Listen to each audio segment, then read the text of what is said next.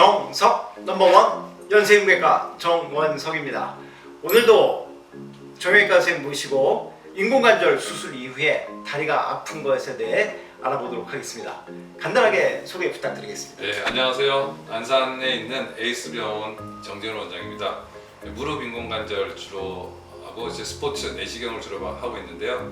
무릎 인공관절은 주로 거의 로봇 수술을 많이 하고 있습니다. 인공관절 하고 난 다음에 통증이 있는 분들이 있으세요. 보고서를 보면 한 20% 정도까지가 만족스럽지 않다 이런 보고가 나오는데 이제 그런 원인들에 대해서 여러 가지 이제 문제를 좀 파헤치고 특히 혈관 문제가 좀 많기 때문에 오늘 유명하신 정원석 원장님하고 같이 한번 풀어나가도록 하겠습니다. 그러면 선생님 바로 질문 드리도록 하겠습니다. 벌써 질문입니까? 네. 다리가 계속 아프다면 가장 먼저 의심해야 할 원인은 무엇일까요? 너무 많은 원인이 있기 때문에 크게 세 가지로 한번 분류를 해볼 수 있잖아요. 하나는 수술 자체에 대한 문제, 그 다음에 수술 외적인 문제가 있을 수 있는데 수술 후에 대부분 한 3개월 이전까지 좀 아프다 그러시고요.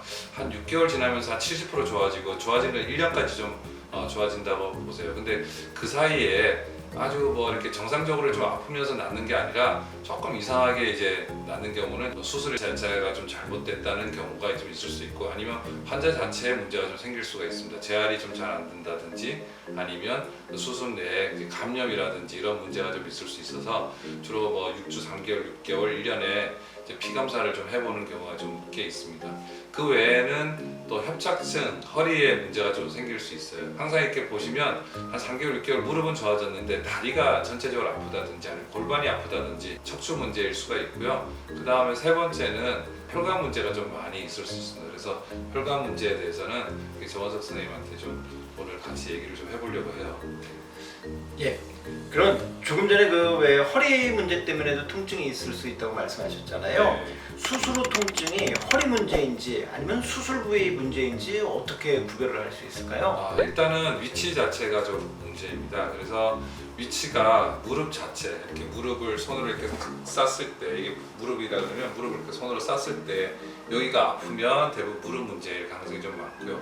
그렇지 않고 이 아래쪽이나 허벅지 쪽, 고관절이라고 치면 그런 문제들이 있으면 아무래도 허리 문제일 수가 있습니다. 또 두 번째는 걸어 다닐 때 계단이나 아니면 움직일 때 무릎 자체가 아픈 경우에는 무릎 문제인데 그렇지 않고 가만히 누워 있다든지 가만히 앉아 있을 때 이럴 때 저리고 바지 통증이 있으면 또 허리 문제라고 좀 해볼 수 있습니다. 그래서 그거는 이제 움직임과 위치에 따라서 좀 다를 수 있다 이렇게 좀 볼 수 있습니다. 예.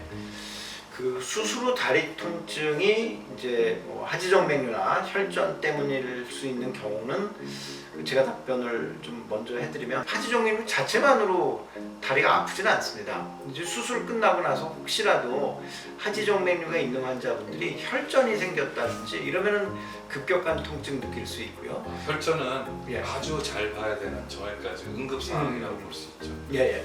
특히 이제 하지정맥류에 생긴 혈전보다도 근육 안쪽에 지나가는 정맥, 이제 안쪽에 있다고 신부정맥이라고 하는데 신부정맥에 혈전이 생겼다 이러면 정말 좀 서두르셔야겠죠. 그게 보시죠. 예, 네.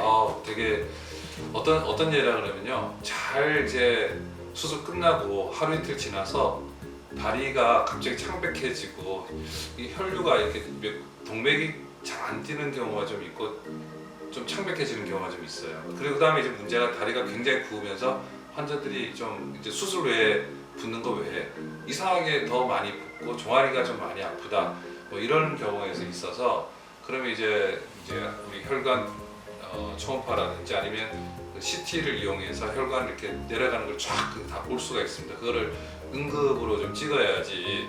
왜냐하면 혈전이 위험한지 좀 말씀을 네. 혈전은 아시는 것처럼 혈관 안에서 피가 굳는 겁니다. 우리 해장국 드실 때 있는 선지처럼요. 이 피떡이 만약에 혈관에서 떨어져 가지고 혈류를 따라서 심장 쪽으로 올라오게 되면 대부분의 사람들은 심장을 통과해서 폐로 가게 됩니다. 근데 폐로 가면서 폐동맥이 큰 구멍에서 점점 작은 구멍이 돼 가지고 폐로 들어가는데 구멍을 막게 돼요. 혈관을 막게 되는 겁니다. 그러면은 그쪽에서 혈액 순환이 멈춰지면서 호흡곤란이 올 수 있고 흉통이 올 수 있는데 큰 혈전이 생겨서 그 혈전이 폐로 가는 동맥에 큰 동맥을 막았다. 그러면 호흡곤란으로 돌아가실 수도 있는. 그러니까 아주 응급 상황이죠. 예, 그러니까 이 혈전이 폐로 가서 박히는 거를 폐색전증이라고 그러는데 폐색전증은 심한 경우, 특히 이제 연세 많으신 분들은 폐도 안 좋으신 분들이 많잖아요. 그 관절 수술 받으신 분들. 그런 분들 중에는 폐색전증 때문에 바로 돌아가실 수도 있는 상당히 위험한 질환이 됩니다. 제가 몇 년 전에 한 7, 8년 전에 아주 생생하게 기억을 하는데 네. 회진을 돌 때 뭔가 환자분이 숨이 차다는 거예요. 그래서 숨이 차서 그냥 약간 뭐 폐에 물이 고였나 뭐 이런 정도로 생각을 하고 있었는데 환자가 어떤 얘기를 했냐면 물에 빠진 것 같아요. 이렇게 얘기를 하더라고요. 숨을 못 쉬겠어요. 물에 빠진 거. 그래서 제가 이거 뭔가 좀 이상한데 이래서 검사를 해가지고 혈전이 녹이는 그런 치료를 해서 환자를 살린 기억이 있습니다. 이게 굉장히 치사율이 좀 높고 한번 생기면 한 제가 알기로는 20-30% 정도의 돌아가시는 확률도 굉장히 높아서 응급으로 좀 이렇게 좀 해야 되는 경우 있고 혈관에도 크게 생기면 잘못하면 이제 다리가 수술 후에 다리가 혈관이 막혀서 괴사되는 경우가 좀 있습니다. 그래서 인공관절 후에 아니면 하기 전에도 그렇지만 이제 직후에도 혈전을 녹이는 약을 루틴으로 씁니다. 그래서 미국 같은 경우에는 저희도 그렇지만은 뭐 6주간 아스피린 이런 것들 다 이렇게 좀 이렇게 드시게 만드는 경우도 있고 입원 내에서는 혈액을 굳지 않게 약을 쓰는데도 불구하고 이렇게 생기는 경우가 있어서 아주 저희가 수술할 때 예측이 잘 안 되니까 그렇다고 해서 모든 사람들을 다 CT를 찍을 수도 없고 이런 거니까 수술할 때 설명을 잘 하긴 합니다. 이런 일이 생기면 검사를 빨리 해야 되고 치료를 하겠습니다. 이렇게. 아무래도 인공관절 같은 정형외과 수술하면은 그 환자분들이 바로 움직이시는 게 좀 거동이 좀 불편하시죠. 계속 누워 있으니까요. 요즘은 그래서 저희 병원은 어떻게 하냐면 빨리 움직이는 그런 프로그램들이 있어요. 밥도 일어나서 척추 마취해도 빨리 밥을 먹이고 일으켜 세우고 하루 뒤에 근육을 째지 않고 수술하면 바로 걸을 수가 있거든요. 그러니까 하루 이틀 뒤에 바로 이렇게 걸릴 수 있는 운동. 그러니까 환자분들께서 수술하고 며칠 뒤에 걸어요 이러면 저는 이틀 뒤에 하루나 이틀 뒤에 걷는다 이렇게 말씀을 드리는 게 그런 이유 때문에 빨리 거동을 해야지 그런 혈전 확률을 좀 줄일 수 있기 때문에 그런 프로그램들을 이렇게 많이 쓰고 있습니다. 네. 네, 맞습니다. 요즘은 웬만한 수술들은 가능하면 빨리 빨리 걸어요. 예. 자, 수술은 잘 됐다고 그러는데 계속 아프다고 그러는 환자분들도 계시죠? 정형외과 선생님들은 어떻게 접근하시나요? 그래서 그 대부분 이제 계속 아프다 그러면 그 수술 부위가 아픈 건지 어느 정도 아픈지 이제 좀 봐야 돼요. 6주 3개월 때는 당연히 좀 아플 수 있죠. 그래서 그런 수술 부위가 아프다 그러면 조금 더 진통제를 쓰면서 좋아질 수 있기 때문에 계속 좀 관찰을 좀 해보는 편이고 만약에 수술 부위 외가 좀 아프다 이러면 좀 문제가 좀 될 수 있는데 특히 걸으면서 다리가 좀 붓는다든지 혹은 이제 혈관이 조금 이렇게 좀 울퉁불퉁하게 보인다든지 그런 게 보일 때가 있거든요. 그런 경우는 하지 정맥 때문에 좀 통증이 불편하다고 좀 보죠 저희가. 하지정맥류 수술을 잘하면은 문제가 없는데요. 하지정맥류 수술하면서 뭐 신경을 건드렸다든지 그러면 이미 관절 수술 받기 전부터 하지정맥류 수술 때문에 생기는 통증이 있을 수 있고요. 그런 상태에서 이제 관절 수술하고 나면 또 여기저기 불편하신 거 많잖아요. 그러면서 이제 환자분들이 느끼시는 불편감은 더 이렇게 이것저것 섞이면서 가중될 수는 있겠죠. 그렇지만 하지정맥류 자체만으로는 너무 걱정하지. 근데 이제 어떤 환자분이 어떤 질문을 한다 그러면 그때 하지정맥을 수술해서 다리가 더 붓는 게 아닐까요? 예. 이렇게 얘기를 했단 말이에요. 근데 저도 생각에 통로를 이렇게 많이 하지정맥류 절차를 맞아요. 예. 이게 하지정맥류 수술하고 일시적으로 다리 붓습니다. 다리 붓는 경우도 꽤 있고요. 그런 경우는 혈관이 몇 개 없어진 거잖아요. 그렇죠. 예. 많이 하시는 질문인데 하지정맥류는 망가진 정맥을 없애는 거니까 그러면 그 혈류는 어떻게 흐르나요? 이 질문 제가 25년 동안 받고 있는데 정맥은 네트워크가 워낙 잘 되어 있습니다. 그렇기 때문에 망가진 혈관을 없애더라도 정상적인 혈관으로 돌아가는데 문제는 그게 수술 당일날부터 바로 잘 돌아가는 분들도 있지만 기존에 망가진 혈관도 자기 역할을 어느 정도 했었거든요. 그러니까 이 혈관이 없어지고 나니까 그 아래쪽에서 붓는 분들이 꽤 계세요. 그런 분들이 계시기 때문에 수술 이후에 압박 스타킹도 신고 관리하시면서 그 부종이 빠지게 됩니다. 시간이 좀 걸리는 분들이 계세요. 만약에 이제 종맥류 수술 받고 일시적으로 다리가 부은 상태에서 관절 수술 같이 받았다면 더 겹쳐지면서 더 많이 부을 수 있겠죠. 수술 이후에 허리 디스크가 갑자기 심해지는 경우도 있나요, 선생님? 그 허리 디스크가 원래 없던 분은 문제가 없어요. 왜냐하면 그냥 오랫동안 누워 있거나 아니면 수술할 때 잠깐 뭐 포지션 문제라든지 이런 것들 때문에 그런 경우는 같이 이제 다리 치료를 하면서 물리 치료나 허리 치료를 하면 많이 좋아지고 큰 문제는 없습니다. 다만 이제 허리에 문제가 있었던 분들이 더 악화되는 경우가 있습니다. 왜냐하면 또 장시간 누워 있어야 되고 또 이렇게 좀 일어날 때도 좀 불편하고 무릎이 불편하기 때문에 허리도 좀 구부정하고 그리고 다리 한쪽을 교정을 좀 해놔서 그 교정으로 인한 자체가 허리에 좀 영향을 좀 끼칠 수 있는데 아까 말씀드렸듯이 큰 허리에 문제가 없던 분들은 그냥 회복이 되시는데 그렇지 않은 경우는 좀 악화되는 경우가 좀 있고요. 또 어떤 문제가 악화되냐 그러면 잘 못 걸었던 분이 3개월, 6개월 지나면서 잘 걷는단 말이에요. 그러면 이제 걷는 활동량이 좀 많아짐에 따라서 그 아픈 허리가 그때 나타나는 경우가 좀 있어요. 그래서 이런 경우는 무릎 때문에 직접적으로 무릎 수술해서 허리가 나빠지는 경우는 많지 않습니다. 그렇지만은 이제 뭐 허리가 원래 좀 안 좋아하셨던 분들 그런 분들이 이제 나중에 이제 또 무릎이 좋아지니까 무릎 증상을 이제 좀 느끼지 않고 허리 증상을 호소하는 경우가 좀 있는 것 같습니다. 수술 후 발생한 하지의 저림 증상, 혈관 문제와 신경 문제를 구별하는 포인트가 있나요? 허리 문제는 항상 이게 신경의 문제라고 좀 보시면 되고 허리가 아프든지 안 아프든지 간에 신경의 문제가 생기면 허리가 안 아파도 다리 쪽으로 방사통이라고 해서 쭉 내려가는 통증이 좀 있을 수가 있어요. 환자분들은 이것을 많이 헷갈려 하기 때문에 무릎에 큰 문제가 없다 그러면 허리 쪽에 저림 증상이라든지 아니면 쭉 이제 엉치라든지 종아리 뒤쪽 아니 종아리 옆쪽으로 내려가는 통증이라 그러면 허리를 잘 진료를 한번 보시는 거를 저희가 권유를 드리고 있습니다. 그럼에도 좀 통증이 좀 있다 그러면 이제 어떤 혈관 문제로 이제 의뢰를 좀 드릴 수는 있겠죠. 네.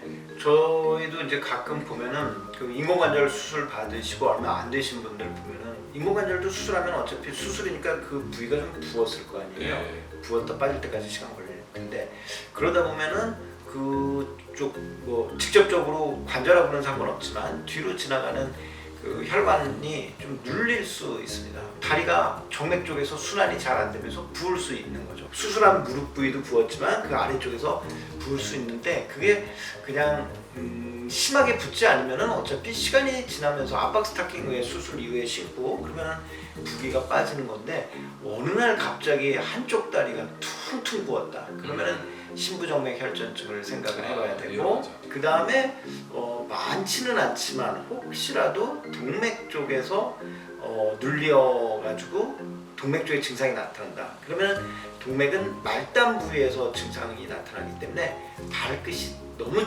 정말 얼음장처럼 차갑다든지 시리다든지 애리다든지 그럴 때는 이제 동맥을 좀 검사해 볼 필요는 있겠죠.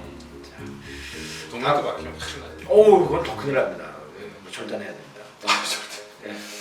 자, 인공관절 수술 후에 혈관 문제가 새로 생기거나 악화되는 경우가 실제로 있나요? 자주는 안 보는데 1년에 가끔 한두 번씩 보는데 예. 그래도 아주 겁나죠. 그래서 이 문제가 이제 생긴 경우에 이제 아침에 회진을 이제 돌러 갔는데 네.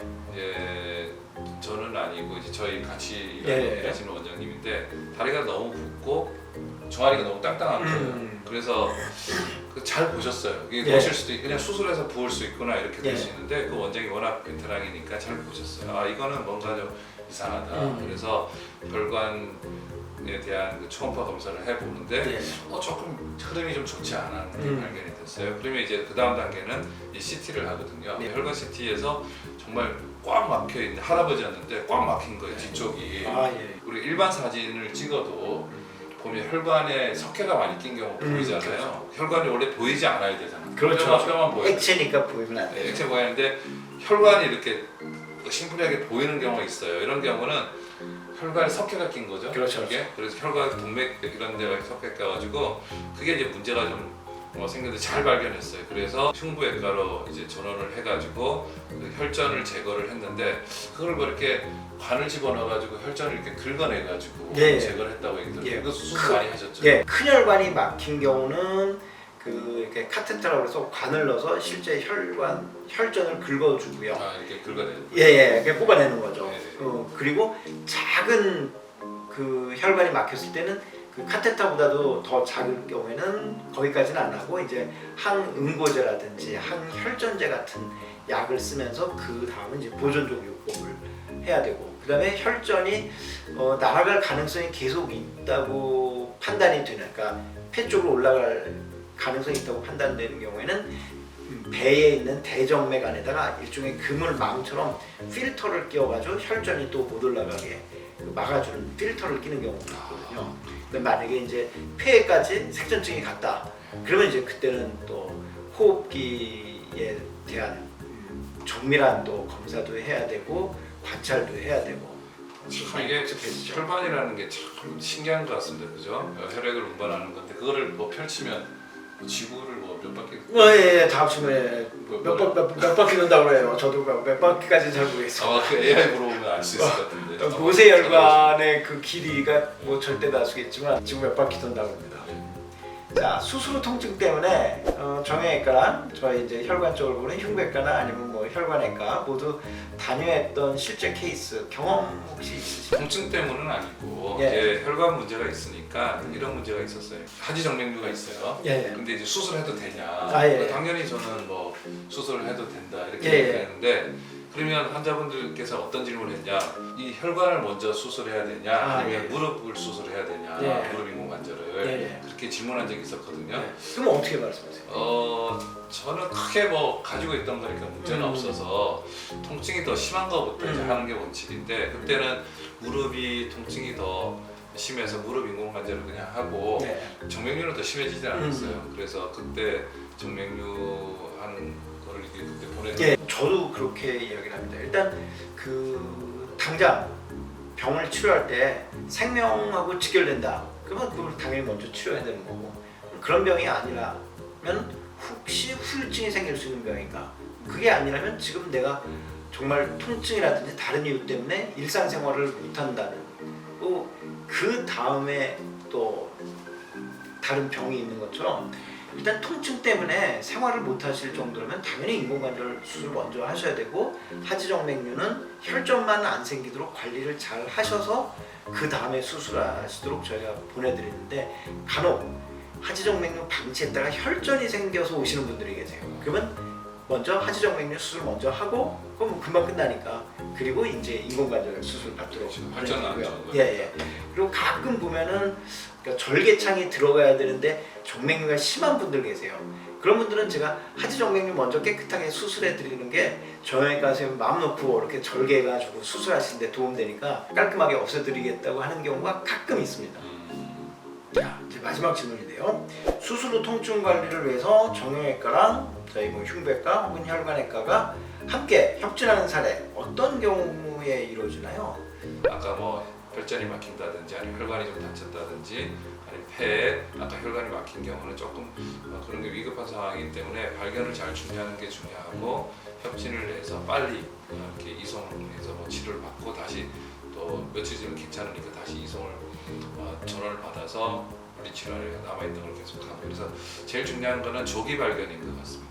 예, 조기 맞습니다. 발견을 해서 그 진단을 좀 잘하고 예. 이게 제일 중요하지 않을까 예. 생각이 듭니다. 그러니까 하지정맥류만 치료하는 저희 병원에도 그 하지정맥류에 발생한 혈전 이런 경우는 그냥 깔끔하게 수술하면 되는데, 간혹 이제 하지정맥류의 혈전이 아닌 심부정맥에 혈전이 생겨서 오시는 분들이 찾아오시거든요. 그러면 정말 조기에 발견해서 빨리 잘 치료받으실 수 있는 큰 상급 종합병원에 보내드리면은 환자분이 쉽게 치료받는데, 환자분도 그렇고 또 경험이 많지 않은 다른 이제 의원들 여기저기 도시면서 잘못 진단을 받으셔가지고 치료시키를 조금 늦게 지나서 오시는 환자분들 가끔 보시거든요. 그래서 갑자기 한쪽 다리가 퉁퉁 부었다, 빨리 혈관 보시는 선생님 찾아가시는 게 중요할 것 같고요. 그 다음에 뭐 정형외과 수술 받았는데 갑자기 다리가 부었다, 수술을 하신 병원에 빨리 연락을 하셔가지고 확인해 보시고, 그게 정형외과 문제인지 혈관 문제인지 확인하셔가지고 치료 잘 받으시면 좋을 것 같습니다. 오늘 이렇게 혈관외과, 정형외과 유튜브 콜라보로 10가지 질문을 받아서 했는데요. 네. 뭐 하여튼 저도 잘 모르는 걸 많이 배웠습니다. 마지막으로 제가 궁금한 건데 네. 마지막으로 예. 하지 정맥류가 있는 분들은 네. 혈전 생길 확률이 많지는 않은데요. 그렇지 않나요? 실제 좀 심한 분들이 많이 오시는 저희 병원에서는 제가 한 달에 한 2분 정도 꼴로는 혈전 생긴 분들이 꽤 있어요. 많은 분들. 예, 근데 정맥류 있는 분들 중에 2분은 아니고 저희 병원에서 이제 찾아오셔가지고 수술 받으신 분 중에 한 2분 정도 꼴로는 수술하고요. 왠지 모르겠는데 겨울에 조금 더 많고 여름에는 조금 더 적게 보고 혈전 생기신 분들은 종종 봅니다. 꽤 많은 분들. 네. 그러면 지금까지 하지정맥류의 정석 넘버원 정원석이었습니다. 네. 오늘도 신나는 하루 보내시기 바랍니다. 감사합니다. 네.